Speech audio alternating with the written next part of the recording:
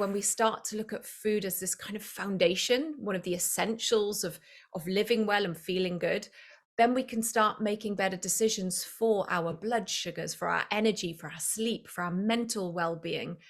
And yes, we often think of food as just fuel, something to eat to give us energy. But what we eat communicates directly with our cells. It communicates via our gut to our brain, telling our brain whether we're getting what we need or whether we're not getting what we need. It can upset our gut microbiome. It can cause inflammation in the gut, or it can add to our gut microbiome and can create an anti-inflammatory effect on the body.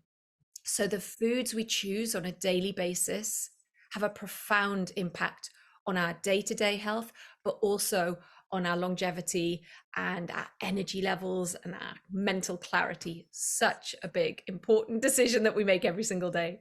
I love that you mentioned the microbiome. Definitely want to go down there. But it's so, I guess there's a lot of information out there about food, and how do we know which food to eat and which food not to eat? I mean, the diet industry is huge. One day we're told this is good for us, another day we're told that's bad for us. I mean, I was brought up in the era where eggs, believe it or not, were vilified. You know, eat eggs and that's going to be bad for you. It's going to elevate your cholesterol level. You know, then you've got this whole myth around, or should I say myth? Maybe some people think it's a myth, around cholesterol and is just fat cause cholesterol. It is very confusing.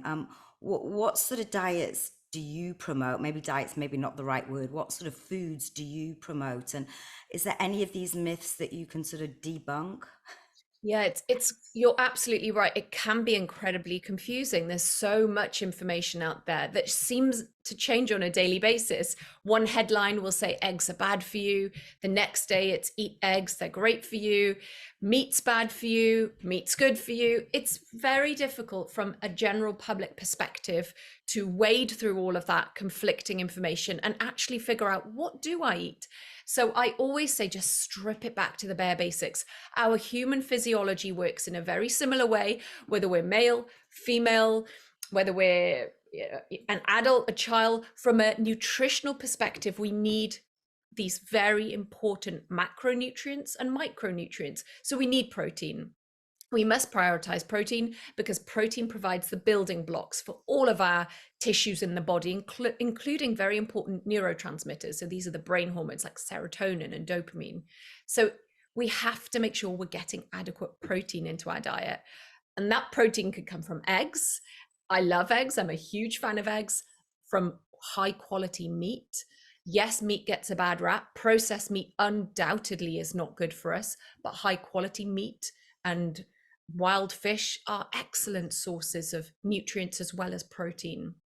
And then vegetables, you know, keeping it very basic, keeping it to the whole foods, the berries, wild, beautiful dark colored berries, fermented foods, which are so good for our gut.